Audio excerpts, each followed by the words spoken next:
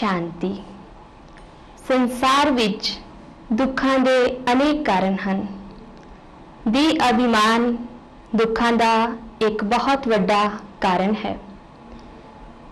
अभिमान कई तरह का हुंदा है, जिस तरह के तन का अभिमान, पदवी का अभिमान या फिर अपनी किसी भी होर शक्ति या विशेषता का अभिमान, इतों तक के अपनी भाषा का, अपने देश का, अपनी जाति का भी अभिमान व्यक्ति नूं हो जाता है। परंतु जो दी अभिमान है, ये सब दी जड़ है। दी अभिमान की है? अपनी देह ते या दूसरे दी देह ते प्रभावित होना। प्रभावित होना यानी कि देह दी रूप, आकार, रंग या देह दी कोई विशेषता, कोई गुण, कोई कला या कोई भी शरीरक शक्ति ते प्रभावित होना देह अभिमान कहलाउंदा है। देह अभिमान दी जदों शुरुआत हुंदी है तां हौली हौली साडा हंकार वधदा जांदा है, जिस दे कारण वो एक नशे का रूप ले लैंदा है अते हौली हौली वो रोग दे विच बदल जांदा है। देह अभिमान दे बहुत नुकसान हैं, परंतु असीं देखांगे कि देह अभिमान की शुरुआत किस तरह हुंदी है। देखा जाए तो देह अभिमान आउण दा एक ही दरवाजा है अते वो है मैं। जेकर असीं देखिए तो सवेरे तो लैके रात तक असीं दिन विच गिनती करिए तो कितनी बार मैं शब्द बोलते हाँ, मैं शब्द का प्रयोग करते हाँ, मैं करते रहते हाँ। मैं ये करदा हाँ, मैं ये नहीं करदा हाँ, मैं ये मनदा हाँ, मैं ये नहीं मनदा हाँ, मैं ये सोचता हाँ, मैं ये नहीं सोचता हाँ। इस तरह असीं गिनती करिए तो कितनी बार असीं मैं शब्द कहते हाँ। ये मैं दा आना ही देह अभिमान की शुरुआत होना है। जो देह अभिमानी व्यक्ति है वो हमेशा प्यासा रहता है, चाहे उसको कितना कुछ भी प्राप्त हो जावे, लेकिन फिर भी वो असंतुष्ट ही रहता है। वो सदा भूखा ही रहता है। भिखारी तो एक भिखारी है, उसको तो खान वास्ते भी कुछ नहीं, परंतु देह अभिमानी व्यक्ति को सब कुछ होने के बावजूद भी वो एक भिखारी के समान बन जाता है। देह अभिमानी व्यक्ति सदा ये चाहता है कि सारे मेरी ही महिमा करन, मेरे ही गुण गान, मेरी ही प्रशंसा करन। जेकर कोई उसकी प्रशंसा कर देता है तो खुश हो जाता है। वो खुशी विच फुल्लिया नहीं समाउंदा, परंतु जेकर उसकी कोई प्रशंसा नहीं करता तो वो मुरझा जाता है। सो देह अभिमानी व्यक्ति कई तरह दी अवस्थावां दे विचों गुजरता है। जेकर कोई उसनूं मान दे देता है तो वो बहुत खुश रहता है, परंतु जेकर कोई अपमान करता है तो एक मिनट विच पता नहीं उसकी खुशी कित्थे गायब हो जाती है। सो इस तरह असीं देखते हाँ कि देह अभिमानी व्यक्ति की जो अवस्था है, जो उसकी दशा है, वो एक गुब्बारे के समान है। जिस तरह असीं गुब्बारे दे विच हवा भर देंदे हाँ तो गुब्बारा बाहर तो देखण ते बड़ा सुंदर लगता है, बड़ा प्रभावित करता है, परंतु जेकर कोई उस विच छोटी जी सुई दे नाल छेद कर देवे तो की होवेगा? वो गुब्बारा उसी समय फट जाएगा। इसी तरह देह अभिमानी व्यक्ति भी जब उसकी कोई प्रशंसा नहीं करता तो वो बहुत दुखी हो जाता है। जब कोई उसकी निंदा कर देता है, अपमान कर देता है, तो वो व्यक्ति जिस तरह कि उसका दिल बैठ जाता है, वो बहुत निराश हो जाता है, अपने आप को अपमानित महसूस करता है अते जिस तरह के उस दुख को वो सहन भी नहीं कर सकता। कई बार असीं इस तरह भी देखते हाँ कि जेकर देह अभिमानी व्यक्ति की कोई वडियाई नहीं करता या उसकी कोई महिमा नहीं करता तो वो खुद ही अपनी वडियाई करनी शुरू कर देता है। जदों कोई व्यक्ति अपनी खुद वडियाई करे अते दूसरे की निंदा करे तो समझो कि ये देह अभिमान है। देह अभिमानी व्यक्ति कभी भी अपनी गलती स्वीकार नहीं करता। वो चाहे किसी ने कितना भी दुख देवे, कष्ट देवे, जेकर उसको कहा भी चाहे कि ये तुहाडी गलती है, तो वह फिर भी अपनी गलती स्वीकार नहीं करेगा, परंतु होर भी ज्यादा गलती करता रहेगा। देहाभिमानी व्यक्ति अपनी गलती तो स्वीकार नहीं करता, पर दूसरिਆਂ ਦੇ ਵਿੱਚੋਂ गलतियां ਕੱਢਦਾ रहेगा, दूसरिਆਂ ਨੂੰ बुरा भला कहता रहेगा। निर्दोष व्यक्ति ਦੇ ਉੱਤੇ भी दोष लगाता रहेगा, अपनी गल ते अड़िया रहेगा ਅਤੇ दूसरे की गलती ਕੱਢਦਾ रहेगा। सो इस तरह ਅਸੀਂ देख सकते हाँ कि देह अभिमानी व्यक्ति ना तो खुद सुख ते शांति का अनुभव करता है ਅਤੇ ना ही वह दूसरे ਨੂੰ सुख दे सकता है। जेकर देह अभिमानी व्यक्ति ਨੂੰ थोड़ी ਜਿਹੀ भी प्राप्ति हो जाए तो वह समझता है कि मैं तो बहुत कुछ प्राप्त कर लिया, मेरे कुल तो बहुत कुछ है। असी देखते हाँ कि देह अभिमानी व्यक्ति जो है वो हमेशा अपनी वडियाई या अपना अभिमान ही सब के सामने दिखाता रहता है। एक बार एक सेठ सी जो कि बहुत अभिमानी सी, एक महात्मा जी उन्होंने घर विच आए, पर सेठ जी अपना अभिमान ही महात्मा जी के सामने वर्णन करते रहे। वो महात्मा जी नूं कहते रहे कि मेरे इन्ने मकान हैं, मेरी फैक्ट्री है, मेरियां 4 कारां हैं, यानी कि अपनी जायदाद का अपने जो स्थूल साधन से उसके कोल एक एक का वर्णन करने लगे। महात्मा जी ने देखा कि यह व्यक्ति तो बड़ा अभिमानी है, सो इसका किस तरह अभिमान दूर किया जाए, क्योंकि जो अभिमानी व्यक्ति है वो बड़े सहज अपने अभिमान को स्वीकार भी नहीं करता, मानता भी नहीं कि मैं अभिमानी हाँ। सो उसमें सुधारन के वास्ते महात्मा जी ने एक योजना सुझी, एक तरीका सुझिया। उन्होंने सेठ नूं कहा कि की तुहाडे घर विच संसार का नक्शा है? तो सेठ जी ने बड़े नशे विच कहा हाँ क्यों नहीं, जरूर है। तो महात्मा जी ने जब उस नक्शे नूं देखा तो सेठ जी ने कहा कि इस विच भारत किथे है। सेठ जी ने बड़े आराम नाल भारत दस दिता कि यह भारत है। इस तो बाद सेठ जी ने कहा कि अच्छा इस विच दिल्ली किथे है। दिल्ली तो सिर्फ एक नाम ही लिखा सी और एक बिंदी लगी हुई सी। तो सेठ जी ने वो भी दस दिता। फिर महात्मा जी ने कहा कि इस दिल्ली दे विच तुहाडी जायदाद किथे है। तो सेठ जी बड़े शर्मिंदे हुए, क्योंकि इन्ने वड्डे नक्शे दे विच उन्हां दी जायदाद दिखाई ही नहीं दी। सो सेठ जी समझ गए। सेठ जी नूं यह भी पता नहीं चलिया कि वो इन्ने महान आत्मा दे अगे अपनी वडियाई वर्णन करते रहे। उन्होंने बाद विच बहुत पछतावा होया। सो जो अभिमानी व्यक्ति है वो ये भी समझदा नहीं कि उसनूं की गल कित्थे करनी चाहिए है, क्योंकि वो तो अपने अभिमान के नशे विच ही चूर रहिंदा है।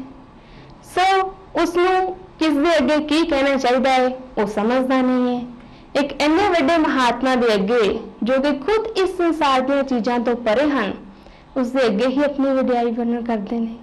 वो समझदा है कि जिस तरह के उसनूं सब कुछ प्राप्त हो गया, जिस तरह के दुनिया विच उस तो वड्डा कोई है ही नहीं। इसी तरह असीं देखते हैं कि जो देह अभिमान है ये उसी तरह है जिस तरह के एक चूहे नूं हल्दी की गठ मिल गई तो वह की समझन लगा कि मैं तो पंसारी बन गया। इसी तरह अज का देह अभिमानी व्यक्ति जेकर उसमें थोड़ी जी भी प्राप्ति हो जाए तो समझदा है कि मैं तो बस मालिक बन गया। पर मान लो आज कोई व्यक्ति सुंदर है तो उसमें अपनी सुंदरता का बहुत अभिमान है, परंतु सोचो कि ये सुंदरता सदा कायम रहेगी। ये तो 4 दिन की चांदनी फिर अंधेरी रात वाली गल है। आज कोई व्यक्ति बहुत ताकतवर है, उसमें कोई शारीरिक बल है, परंतु वह व्यक्ति बीमार हो जाए तो उससे कोल वो शक्ति रहेगी। सो असी देख सकते हैं कि इस संसार दे विच जो कुछ भी है वो सब कुछ विनाशी है, क्योंकि ये देह भी नाशवान है, इस देह भी हर चीज नाशवान है।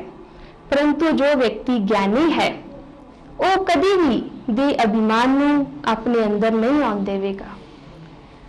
देह अभिमान जेकर उसके अंदर है तो वो ज्ञानी नहीं कहला सकता, ਗਿਆਨੀ ਵਿਅਕਤੀ ਹਮੇਸ਼ਾ ਇਸ ਗੱਲ ਦੀ ਸੰਭਾਲ ਰੱਖਦਾ ਹੈ। ਗਿਆਨੀ ਮਾਨਾ ਉਹ ਜਿਸ ਨੂੰ ਆਪਣੇ ਗਿਆਨ ਦਾ ਵੀ ਅਭਿਮਾਨ ਨਹੀਂ, ਕਿਉਂਕਿ ਜੇਕਰ ਗਿਆਨੀ ਵਿਅਕਤੀ ਨੂੰ ਆਪਣੇ ਗਿਆਨ ਦਾ ਵੀ ਅਭਿਮਾਨ ਆ ਗਿਆ ਤਾਂ ਉਹ ਵੀ ਸੱਚਾ ਗਿਆਨੀ ਨਹੀਂ। ਦੀ ਅਭਿਮਾਨ ਇੱਕ ਤਰ੍ਹਾਂ ਨਾਲ ਅਗਿਆਨਤਾ ਹੈ। ਵੈਸੇ ਵੀ ਅਗਿਆਨਤਾ ਦੀ ਤੁਲਨਾ ਜੋ ਹੈ ਉਹ ਅੰਧੇਰੇ ਦੇ ਨਾਲ ਤੇ ਗਿਆਨ ਦੀ ਤੁਲਨਾ ਪ੍ਰਕਾਸ਼ ਦੇ ਨਾਲ ਕੀਤੀ ਜਾਂਦੀ ਹੈ। ਅੰਧੇਰੇ ਵਿੱਚ ਹਮੇਸ਼ਾ ਇਨਸਾਨ ਠੋਕਰਾਂ ਖਾਂਦਾ ਹੈ, ਉਸ ਨੂੰ ਕੁਝ ਵੀ ਦਿਖਾਈ ਨਹੀਂ ਦਿੰਦਾ, ਜੋ ਚੀਜ਼ ਜਿੱਥੇ ਹੈ ਉਸ ਨੂੰ ਨਹੀਂ ਮਿਲੇਗੀ, ਪਰ ਪ੍ਰਕਾਸ਼ ਦੇ ਵਿੱਚ ਸਾਨੂੰ ਸਭ ਕੁਝ ਪ੍ਰਾਪਤ ਹੋ ਜਾਂਦਾ ਹੈ। ਅਗਿਆਨੀ ਵਿਅਕਤੀ ਇੱਕ ਕੋਲੂ ਦੇ ਬੈਲ ਦੀ ਤਰ੍ਹਾਂ ਹੈ। ਜਿਸ ਤਰ੍ਹਾਂ ਕੋਲੂ ਦਾ ਬੈਲ ਕੋਲੂ ਦੇ ਚਾਰੇ ਪਾਸੇ ਘੁੰਮਦਾ ਰਹਿੰਦਾ ਹੈ, ਉਸ ਦੇ ਅੱਖਾਂ ਤੇ ਪੱਟੀ ਵੱਜੀ ਹੋਣ ਦੇ ਕਾਰਨ ਉਸ ਨੂੰ ਇਹ ਪਤਾ ਹੀ ਨਹੀਂ ਹੁੰਦਾ ਕਿ ਉਹ ਉੱਥੇ ਦਾ ਉੱਥੇ ਹੀ ਹੈ। ਉਸ ਨੂੰ ਲੱਗਦਾ ਹੈ ਕਿ ਮੈਂ ਸਵੇਰੇ ਤੋਂ ਰਾਤ ਤੱਕ ਬਹੁਤ ਚੱਕਰ ਲਗਾਣੇ ਬਹੁਤ ਦੂਰ ਚਲਾ ਗਿਆ ਹਾਂ, ਪਤਾ ਨਹੀਂ ਕਿੰਨੀ ਦੂਰ ਚਲਾ ਗਿਆ ਹਾਂ, ਪਰੰਤੂ ਜਦੋਂ ਸ਼ਾਮ ਨੂੰ ਉਸ ਦੇ ਅੱਖਾਂ ਤੋਂ ਪੱਟੀ ਖੋਲੀ ਜਾਂਦੀ ਹੈ ਤਾਂ ਉਹ ਦੇਖਦਾ ਹੈ ਕਿ ਮੈਂ ਤਾਂ ਉੱਥੇ ਹੀ ਖੜਾ ਹਾਂ। ਇਸੇ ਤਰ੍ਹਾਂ ਦੇ ਅਭਿਮਾਨੀ ਵਿਅਕਤੀ ਜੋ ਸਮਝਦਾ ਹੈ ਕਿ ਮੈਂ ਤਾਂ ਬਹੁਤ ਅੱਗੇ ਵਧ ਗਿਆ ਹਾਂ, ਮੈਂ ਤਾਂ ਬਹੁਤ ਕੁਝ ਪ੍ਰਾਪਤ ਕਰ ਲਿਆ ਹੈ, ਪਰੰਤੂ ਵਾਸਤਵ ਵਿੱਚ ਉਹ ਉੱਥੇ ਦਾ ਉੱਥੇ ਹੀ ਹੁੰਦਾ ਹੈ। ਦੇ ਅਭਿਮਾਨ ਦਾ ਨਸ਼ਾ ਬਹੁਤ ਥੋੜੇ ਸਮੇਂ ਦਾ ਹੁੰਦਾ ਹੈ। ਅੱਜ ਅਸੀਂ ਦੇਖਦੇ ਹਾਂ ਕਿ ਵਿਗਿਆਨ ਨੂੰ ਵੀ ਜੋ ਹੈ ਆਪਣਾ ਬਹੁਤ ਅਭਿਮਾਨ ਹੈ। ਅੱਜ ਸਾਇੰਸਦਾਨ ਚੰਦ ਤੱਕ ਪਹੁੰਚ ਗਏ ਹਨ ਅਤੇ ਮੰਗਲ ਤੱਕ ਪਹੁੰਚਣ ਦੀ ਵੀ ਕੋਸ਼ਿਸ਼ ਕਰ ਰਹੇ ਹਨ। ਅੱਜ ਸਾਇੰਸ ਨੇ ਬਹੁਤ ਤਰੱਕੀ ਕਰ ਲਈ ਹੈ ਔਰ ਪਤਾ ਨਹੀਂ ਕਿੰਨੀ ਹੋਰ ਤਰੱਕੀ ਕਰਦਾ ਰਹੇਗਾ। ਇਹ ਬਹੁਤ ਅੱਛੀ ਗੱਲ ਹੈ, ਖੁਸ਼ੀ ਦੀ ਗੱਲ ਹੈ ਕਿ ਸਾਇੰਸ ਨੇ ਇਨਸਾਨ ਨੂੰ ਬਹੁਤ ਸੁੱਖ ਸਾਧਨ ਦਿੱਤੇ ਹਨ, ਪਰੰਤੂ ਜੇਕਰ ਵਿਅਕਤੀ ਉਸ ਦਾ ਝੂਠਾ ਅਭਿਮਾਨ ਰੱਖੇ ਤਾਂ ਉਸ ਦੀ ਦਸ਼ਾ ਕੀ ਹੋਵੇਗੀ। ਜਿਸ ਤਰ੍ਹਾਂ ਕੋਈ ਵਿਅਕਤੀ 5 ਮੰਜ਼ਲ ਦੀ ਬਿਲਡਿੰਗ ਤੋਂ ਡਿੱਗ ਜਾਵੇ ਤਾਂ ਉਸ ਦੀ ਕੀ ਹਾਲਤ ਹੋਵੇਗੀ। ਇਹੀ ਹਾਲਤ ਦੇ ਅਭਿਮਾਨ ਵਾਲੇ ਵਿਅਕਤੀ ਦੀ ਹੈ ਜਦੋਂ ਇਸ ਸੰਸਾਰ ਦੀਆਂ ਭੌਤਿਕ ਚੀਜ਼ਾਂ ਦਾ ਉਹ ਝੂਠਾ ਅਭਿਮਾਨ ਰੱਖਦਾ ਹੈ। ਸੋ ਇਸ ਤਰ੍ਹਾਂ ਇਸ ਸੰਸਾਰ ਦੀ ਕੋਈ ਵੀ ਚੀਜ਼ ਦਾ ਅਗਰ ਇਸ ਝੂਠਾ ਅਭਿਮਾਨ ਰੱਖਾਂਗੇ ਤਾਂ ਅਸੀਂ ਕਦੇ ਵੀ ਅੱਗੇ ਨਹੀਂ ਵਧ ਸਕਾਂਗੇ। ਬੇਅਭਿਮਾਨੀ ਵਿਅਕਤੀ ਆਪਣੇ ਆਪ ਨੂੰ ਹਮੇਸ਼ਾ ਉੱਚਾ ਸਮਝਦਾ ਹੈ ਅਤੇ ਦੂਸਰੇ ਨੂੰ ਹਮੇਸ਼ਾ ਨੀਵਾਂ ਸਮਝਦਾ ਹੈ, ਪਰੰਤੂ ਜੇਕਰ ਅਸੀਂ ਬੇਅਭਿਮਾਨ ਤੋਂ ਉੱਪਰ ਉੱਠਾਂਗੇ, ਆਤਮ ਅਭਿਮਾਨੀ ਅਵਸਥਾ ਵਿੱਚ ਰਹਾਂਗੇ, ਤਾਂ ਹੀ ਅਸੀਂ ਇਸ ਜੀਵਨ ਵਿੱਚ ਅੱਗੇ ਵਧ ਸਕਦੇ ਹਾਂ ਅਤੇ ਆਪਣੇ ਜੋ ਅਭਿਮਾਨ ਹੈ ਆਤਮਾ ਦਾ ਉਸ ਨੂੰ ਅਨੁਭਵ ਕਰ ਸਕਦੇ ਹਾਂ, ਕਿਉਂਕਿ ਆਤਮਾ ਦਾ ਅਭਿਮਾਨ ਹੀ ਸੱਚਾ ਅਭਿਮਾਨ ਹੈ। ਬਾਕੀ ਸੰਸਾਰ ਵਿੱਚ ਜੋ ਕੁਝ ਵੀ ਹੈ ਉਹ ਸਭ ਝੂਠਾ ਹੈ, ਨਾਸ਼ਵਾਨ ਹੈ, ਵਿਨਾਸ਼ੀ ਹੈ। ਕੁਝ ਵੀ ਸਾਡੇ ਨਾਲ ਨਹੀਂ ਜਾਏਗਾ। ਅੱਜ ਕਿਸੇ ਕੋਲ ਬਹੁਤ ਧਨ ਹੈ, ਪਰੰਤੂ ਕੱਲ ਉਸਦੇ ਕੋਲ ਉਹ ਧਨ ਨਹੀਂ ਰਹਿੰਦਾ ਤਾਂ ਉਸਦੀ ਕੀ ਹਾਲਤ ਹੋਵੇਗੀ। ਉਹ ਵਿਅਕਤੀ ਆਪਣਾ ਮੂੰਹ ਵੀ ਦਿਖਾਉਣ ਦੇ ਲਾਇਕ ਨਹੀਂ ਰਹੇਗਾ, ਆਪਣੇ ਆਪ ਨੂੰ ਅਪਮਾਨਿਤ ਮਹਿਸੂਸ ਕਰੇਗਾ।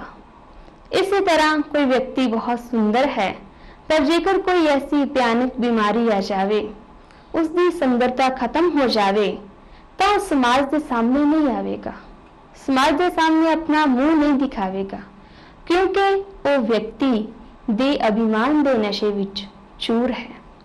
ਸੋ ਇਸ ਵਾਸਤੇ ਸਾਨੂੰ ਦੇ ਅਭਿਮਾਨ ਨੂੰ ਛੱਡ ਕੇ ਤੇ ਆਤਮ ਅਭਿਮਾਨੀ ਅਵਸਥਾ ਦਾ ਅਨੁਭਵ ਕਰਨਾ ਹੋਵੇਗਾ, ਕਿਉਂਕਿ ਜਦੋਂ ਅਸੀਂ ਆਤਮਾ ਦੀ ਅਵਸਥਾ ਵਿੱਚ ਰਹਿੰਦੇ ਹਾਂ, ਅਵਿਨਾਸ਼ੀ ਆਤਮਾ ਨੂੰ ਯਾਦ ਕਰਦੇ ਹਾਂ, ਤਾਂ ਸਾਡਾ ਸੋਮਾਨ ਸਾਡੇ ਸਾਹਮਣੇ ਆਉਂਦਾ ਹੈ।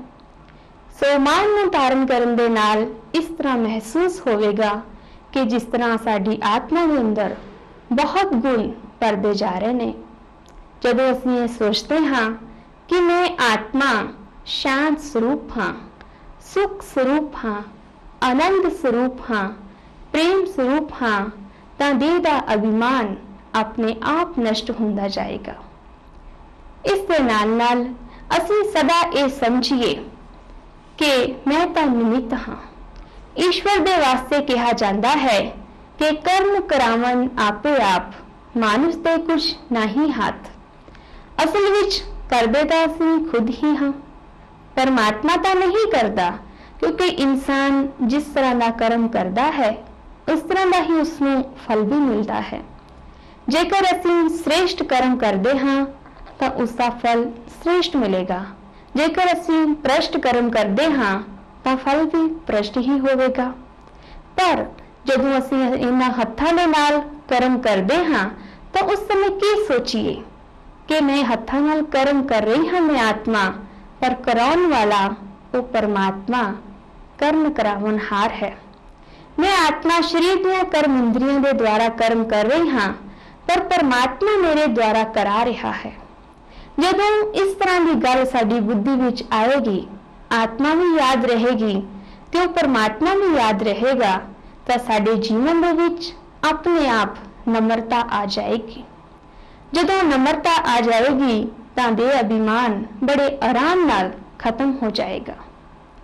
पर जीवन दे विच नम्रता लियाउण दे लई असीं सदा ये सोचीए कि मैनूं सब तो गुण ग्रहण करने ने, मैनूं सब तो सीखना है, क्योंकि जो व्यक्ति सीखता है वो अपने जीवन विच अगे वधदा जांदा है। दत्तात्रेय दा मिसाल है कि उन्होंने अपने जीवन दे विच 24 गुरु कीते, यानी कि एक एक तो सीखिया। इसी तरह ही जो व्यक्ति आत्मा के अभिमान विच रहेगा, जो नम्र रहेगा, अपने नैना तो नम्र रहेगा, अपने मुख तो नम्र रहेगा, अपने कर्मा तो नम्र रहेगा, वो व्यक्ति जीवन विच सीखता होया अगे वधदा जाएगा। पर गुरु करन दा मतलब सिर्फ गुरु दा मंत्र लेना नहीं, पर गुरु करना जानी कि गुरु तो सीखना, सदा सीखण दी भावना मन विच रखना। ਜਦੋਂ ਅਸੀਂ ਸਿੱਖਣ ਦੀ ਭਾਵਨਾ ਮਨ ਵਿੱਚ ਰੱਖਾਂਗੇ ਤਾਂ ਜੀਵਨ ਵਿੱਚ ਨਮਰਤਾ ਆਉਂਦੀ ਜਾਵੇਗੀ ਤੇ ਇਨਸਾਨ ਆਪਣੀ ਜੋ ਉਸਨੇ ਮੰਜ਼ਿਲ ਤੇ ਪਹੁੰਚਣਾ ਹੈ ਉਹ ਉਸਦੀ ਸ੍ਰੇਸ਼ਟ ਮੰਜ਼ਿਲ ਉਸਨੂੰ ਜ਼ਰੂਰ ਮਿਲ ਜਾਏਗੀ। ਪਰ ਅਸੀਂ ਦੇਖਦੇ ਹਾਂ ਕਿ ਜੋ ਦੇਹ ਅਭਿਮਾਨੀ ਵਿਅਕਤੀ ਹੈ ਉਹ ਕਦੀ ਵੀ ਸਿੱਖਣ ਦੀ ਭਾਵਨਾ ਆਪਣੇ ਮਨ ਵਿੱਚ ਨਹੀਂ ਰੱਖਦਾ। ਦੇਹ ਅਭਿਮਾਨੀ ਵਿਅਕਤੀ ਤਾਂ ਇਹ ਸਮਝਦਾ ਹੈ ਕਿ ਮੈਂ ਤਾਂ ਸਭ ਕੁਝ ਜਾਣਦਾ ਹਾਂ। सो जेकर वो सब कुछ जानता है तो वो परमात्मा के समान है, क्योंकि असी परमात्मा के वास्ते ही कहते हाँ कि परमात्मा जानी जाननहार है, त्रिकालदर्शी है, ज्ञान का सागर है। सो जेकर कोई व्यक्ति ये समझता है कि मैं सब कुछ जानता हाँ तो वो परमात्मा तो भी उच्चा हो गया। पर नहीं, ये साडी मूर्खता है, ये साडा अज्ञान है, क्योंकि अश व्यक्ति अपने वर्तमान में भी अच्छी तरह नहीं जानता तो फिर वो अपने भविख नूं ते भूतकाल नूं किवें जान सकता है। सो असीं सदा ये सोचिए कि वो परमात्मा कर्म करावनहार मेरे तो करा रहा है। सदा नम्र बन के कर्म करिए, सदा अपने आप नूं निमित समझिए ते इस दे नाल नाल आत्म अभिमानी अवस्था का अभ्यास करते जाइए। दूसरा, असीं सदा बिना इच्छा रख के कोई भी कर्म करिए, क्योंकि जेकर असीं ये इच्छा रखांगे कि मैनू मान मिले या मेरा शान वधे या मेरी प्रशंसा होवे तां ये तां मिर्ग तृष्णा दे समान है। जिस तरह असीं देखते हाँ कि जो व्यक्ति कोई भी संसार की चीज़ की जेकर वो इच्छा रखता है तो उसनूं दुख ही मिलता है, क्योंकि इच्छावां की कोई हद नहीं है। सो असी वो इच्छा रखिए जो श्रेष्ठ इच्छा है। संसारिक इच्छा रखांगे तो असी कभी भी सुख महसूस नहीं कर सकते, क्योंकि संसारिक इच्छा की प्राप्ति होवे या ना होवे ये कोई जरूरी नहीं है, परंतु असी वो इच्छा रखिए जिस दे आधार पे सानू संसार की इच्छा आराम नाल प्राप्त होने वाली है। सो असी सदा समझिए कि मैनू परमात्मा दी नज़रां दे विच वड्डा बनना है, क्योंकि परमात्मा भी यही कहते हैं कि जो भी तुसी इच्छा रखोगे तो इच्छा बड़ी श्रेष्ठ होनी चाहिए। वो इच्छा जिस विच खुद नूं भी सुख मिले तो दूसरे नूं भी सुख मिले, क्योंकि जो भी निंदा जीवन विच आएगी या महिमा आएगी, दुख आवेगा या सुख आवेगा, मान आवेगा या अपमान आवेगा, तो उसको सहन करने की साडे अंदर शक्ति होनी चाहिए है। ताही वो व्यक्ति एक ज्ञानी व्यक्ति, एक योगी व्यक्ति कहला सकता है। सो असी सदा संसारिक इच्छा ਨੂੰ त्याग के ਇਹ मन ਵਿੱਚ ਉਦੇਸ਼ ਲਈਏ, ਇਹ ਇੱਛਾ ਰੱਖੀਏ ਕਿ ਮੈਨੂੰ परमात्मा ਦੀਆਂ ਨਜ਼ਰਾਂ ਵਿੱਚ ਸਦਾ ਉੱਚਾ बनना है। क्योंकि ਅਸੀਂ संसार ਦੇ ਕਿਸੇ व्यक्ति ਦੀ नज़र ਵਿੱਚ ਉੱਚਾ बन जाइए, ਇਹ कोई ਜ਼ਰੂਰੀ नहीं। क्योंकि संसार ਦਾ व्यक्ति अपनी नज़र ਨਾਲ ਦੇਖੇਗਾ, उसका दृष्टिकोण अपना होवेगा। जेकर किसी व्यक्ति के मन विच साडे वास्ते कोई वैर की भावना है, नफरत की भावना है, तो वह व्यक्ति कभी भी साडी महिमा नूं स्वीकार नहीं करेगा, उसतो वह सहन नहीं होवेगा। सो असी ये उद्देश रखिए कि मैनू ईश्वर की नज़र विच सदा उच्चा बनना है, मैनू वही कर्म करना है जो ईश्वर नूं प्यारा है। क्योंकि जो ईश्वर नूं प्यारा है वो मेरे जीवन में भी जरूर महान बनाएगा। जदों असी मैं शब्द का प्रयोग करते हाँ या मैं शब्द कहते हाँ कि मैं सोचती हाँ, मैं सुनती हाँ, मैं बोलती हाँ, तो उस समय असी की अभ्यास करिए। क्योंकि इस शरीर तो नहीं बोलता, पर इस शरीर के अंदर बोलने वाली जो शक्ति वो आत्मा, सो आत्मा ही बोलती है, आत्मा ही सुनती है, आत्मा ही देखती है। सो जदों असीं अनुभव करांगे कि मैं एक आत्मा बोल रही हाँ, मैं एक आत्मा देख रही हाँ। क्योंकि ये जो अखां ने ये तो शरीर दीयां खिड़कियां ने, परंतु इन्हां खिड़कियां दे विचों देखण वाला कौन है? वो है आत्मा। आत्मा ज्योति बिंदु रूप, जो कि अपने असली रूप विच शांत स्वरूप है, सुख स्वरूप है। ये आत्मा के असली गुण ने, आत्मा के निजी संस्कार ने, आत्मा का ये मूल सुभाव है।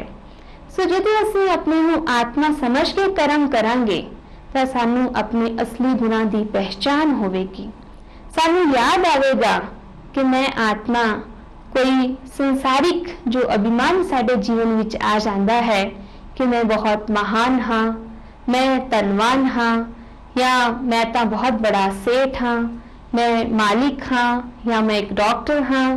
इस तरह का जो अभिमान साडे अंदर आ जाता है वो तां ही निकलेगा जदों असीं अपने आप नूं आत्मा समझ के कर्म करांगे, आत्मा की स्थिति विच रहांगे, आत्मा का हर पल अभ्यास करते रहांगे। क्योंकि जेकर असीं आत्मा का अभ्यास करांगे तो सानू परमात्मा की याद भी जरूर आएगी। जिथे परमात्मा की याद है उत्थे किसी भी तरह का अभिमान जीवन दे विच आ ही नहीं सकता। परमात्मा तो सब गुणां दे सागर हन, सर्व शक्तिवान हन। कहंदे भी ने कि self realisation leads to God realisation.